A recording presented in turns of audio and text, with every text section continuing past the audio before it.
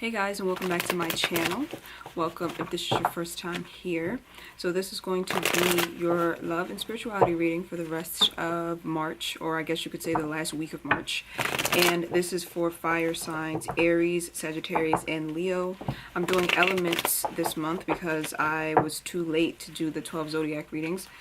So yeah, I'm just grouping them together by element. And this will be for fire signs, Leo, Aries, Sagittarius, Sun, Moon, and Venus. And I'll also be doing an extended video, so make sure you check the description box down below when you're done watching this one. Okay, fire signs, let's see what's going on with you in terms of love and spiritual. Okay, like the Eight of Cups in reverse wanted to pop out. So some of you could be or could have been in a situation that was kind of on and off again. Hot and cold. Sometimes you're in love, sometimes you hate that person. It's like the back and forth sort of energy that some of you could have been in. Pass. Emperor. Okay. Aries card comes out. Leo card comes out. Then the Seven of Swords. Okay. So the Emperor card is the first card out. This is the Aries card, so some of you could be Aries, or you could have been dealing with an Aries.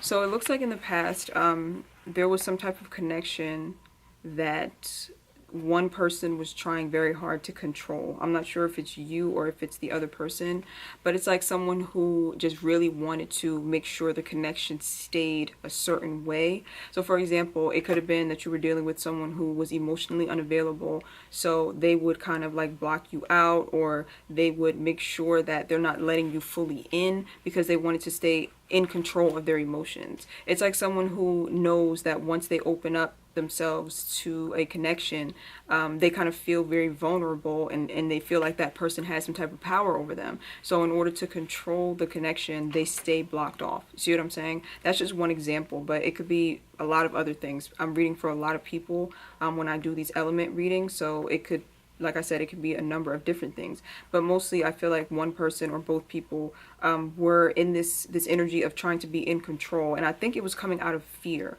When you try to control a situation like that, and you try your best to like get the upper hand or not open up that much, is because you have this fear that if you are too vulnerable, that that other person is going to use that to their advantage. Which people do that. People do use people's vulnerability to their advantage. So it's not like an unrealistic or an illogical fear. But I think that this energy was definitely present in your past situation. So it could have been you feeling this way, or it could have been the person you were dealing with, or it could have been both of you.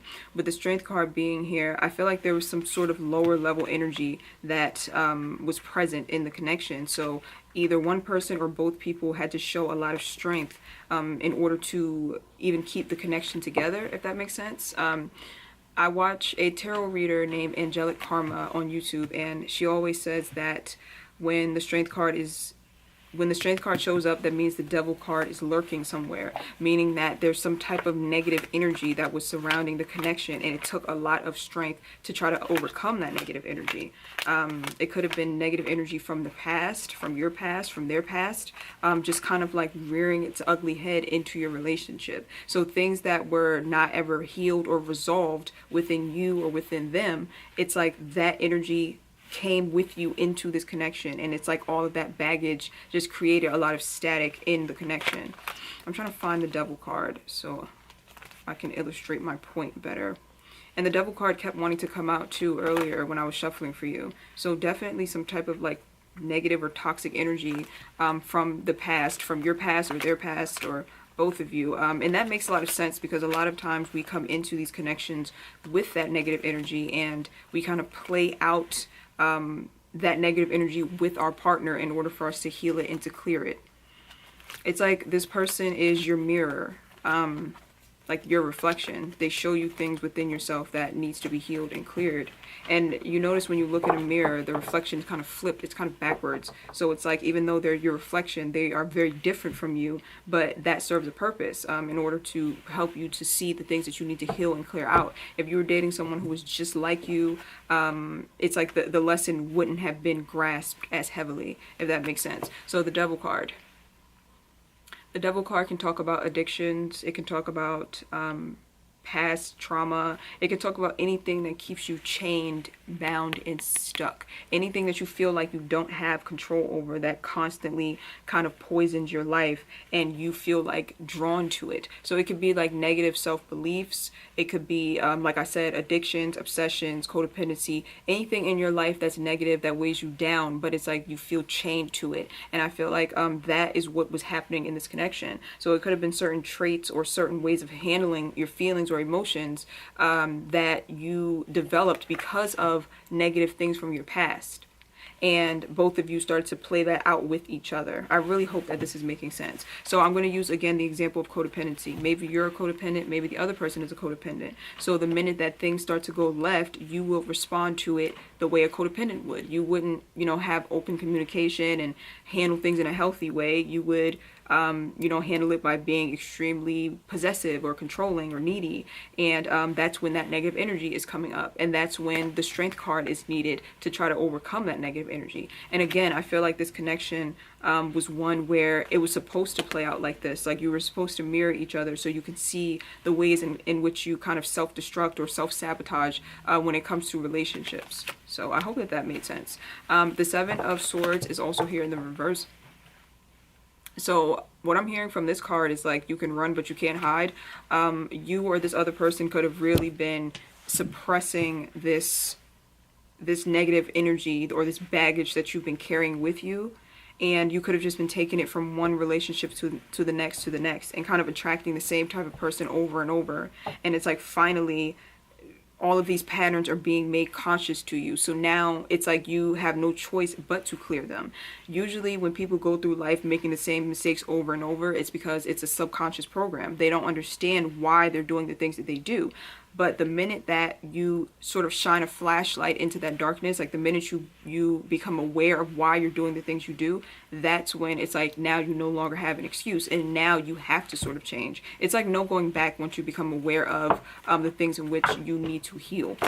So I think that's what this Seven of Swords is talking about. You or the other person kind of being exposed to yourselves in order for you to finally have to face the things within you that have been causing you a lot of pain and a lot of emotional blockage. So this is some heavy energy already. For some of you also, you could have been dealing with someone who is deceitful and you made the decision to move away from them. And it took a lot of strength and it took a lot of discipline to stay disconnected from them. I'm reading for a lot of people, so if a lot of different messages come out, I apologize. I'm just giving you what I hear intuitively. But yeah, that's the situation for some of you. It was like a deceptive sort of energy around you that you decided to move away from, and it took a lot of discipline and strength in order to do so. So that's a good thing. And that could apply to love, that could apply to family, that could apply to a job, just anything that you feel like you had to move away from that took a lot of strength and discipline. So let's pull for the present. Okay, Five of Swords, Queen of Swords, Page of Pentacles. Okay. So the Five of Swords is the card of ego, or that's how I read it anyway. It's like when someone is just very much in their ego and they feel like they want to have the upper hand. They are very prideful. They just want to win, even if it's going against someone that they actually love. So I feel like this is how you feel towards this person, or this is how they feel towards you.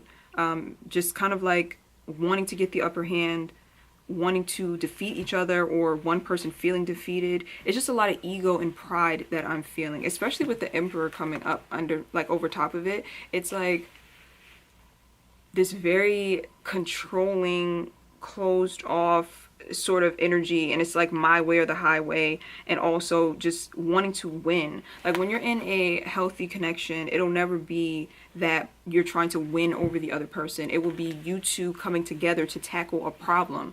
Like if you have something that's going on that you need to communicate with each other about, you'll come together and you'll see the problem as the enemy that needs to be defeated. You won't see your partner or each other as the enemy.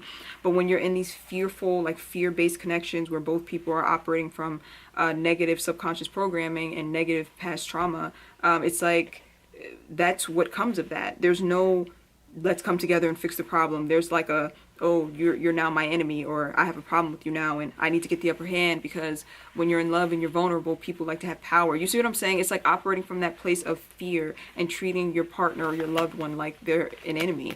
And like I said, again, that's a result of just not clearing out or healing past emotional baggage. With the Queen of Swords being here in the reverse, I feel like a lot of you just kind of feel like you have a hard time using your logic when it comes to this connection, or when it comes to connections in general. This could be like your weakness in some way. Like when you feel like you're in love, or when you feel like you're attached to someone, you kind of just lose all sense of logic. And that can make you quite vulnerable, but also that can make you quite fearful. Because if you're aware that you're like this, the minute you get into a relationship, you could just feel very defensive, because you could think, okay, in the past, I've been like this and I lose all my logic and I lose my sense of self. So now let me be very like vigilant, and let me make sure I'm paying attention to everything they do. And if they do one thing wrong, I'm ready to cut them off. It's like that sort of energy that some of you could be in. With the Page of Pentacles being here also, I feel like a lot of you are trying your best to turn your back on things that really are just a distraction to you, because you're trying to focus on things that are more important. It's kind of like this energy is a bit confusing here. This energy is like, it's really all over the place. So I'm going to pull for the outside energy. So I'm going to pull for that person. The person that you're dealing with. And I explained this in my other readings, that I don't usually do this. Like I don't usually do like what is it called, cross watching, because I just feel like you want to focus more so on yourself than focusing on what that other person is doing. But sometimes it's difficult to focus on yourself when you don't have that closure. So I guess I'm being like guided to pull for that other person, just to give you some clarity and closure. So let's see.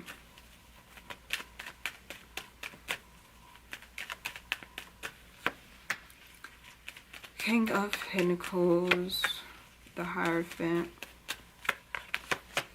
the Tower. Yikes. Okay, and the Devil card comes up at the bottom of the deck. So this person's energy, they're coming up as the King of Pentacles, the Hierophant in reverse, and the Tower card.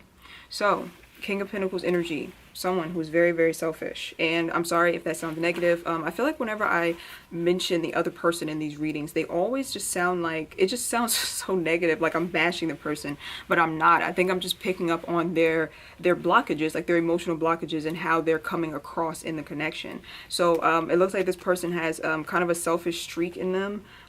There's someone who also is not used to having long-term relationships. So they could be someone who is so selfish that, you know, they kind of turn people off and people leave them, or they end up leaving. It's like, it looks like they're not very equipped to handle long-term relationships because of that selfishness that's within them, always looking out for self. And that comes from a place of fear. Like I said, it's some type of fear that has been programmed into them when it comes to love. So that's where that selfishness comes from, of not wanting to give too much, not wanting to open up too much, and because of that, not being able to have a long relationship. And it's like, it's weird, because I feel like this person would want a long-term relationship, but they're sabotaging it because they're so fearful. It's like, okay, I want a long relationship, but I don't want to be taken advantage of, so let me just kind of like have my wall up and not give too much, and then in turn that just ends up making the connection fall apart. It's so weird. Like they're trying to avoid being taken advantage of, to the point where they're actually the ones that are messing up the connection. It's interesting. Let me pull. Let me pull for that Queen of Swords.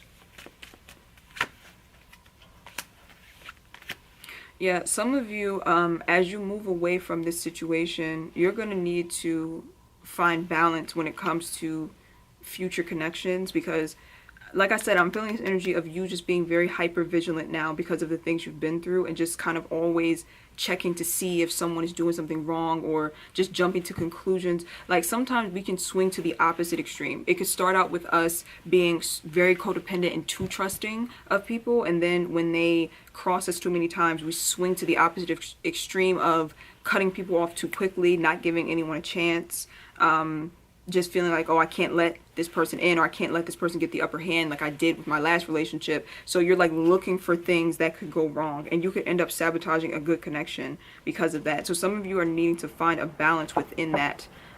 is what I'm seeing. And in terms of like this situation with this other person, I think that you're handling it the right way, because the Page of Pentacles is here. So that means that you are turning your attention onto the things that actually matter. I think that one thing that you do have to let go of is this feeling of needing to get the upper hand, or feeling like they got the upper hand, or that they won in some way.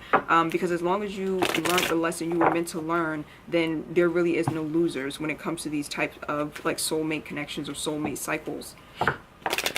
So I feel like that's something that you're needing to let go of needing to feel like, okay, I got the upper hand, or I'm the one that's more happy now, or, you know, things like that that we kind of automatically fall into when we end a relationship with someone that just didn't go according to plan. It's very easy to fall into ego and to just want to be the one that won, quote unquote. But like I said, you already won if you grasp the lessons. So you're needing to look toward your future.